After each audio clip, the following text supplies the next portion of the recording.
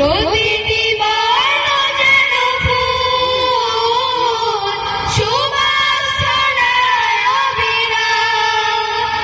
সে যে আমার জন্মভূমি, সবুজ আঁচলে ঢাকা বাংলাদেশ তার নাম। সে যে আমার জন্মভূমি, সবুজ আঁচলে ঢাকা বাংলাদেশ তার নাম। মাতৃভাষার তরে দিয়েছে জীবন এ দেশের শত তাজা প্রাণ। বর্ণমালায় গাথা কত শত সুর, রক্তে লিখা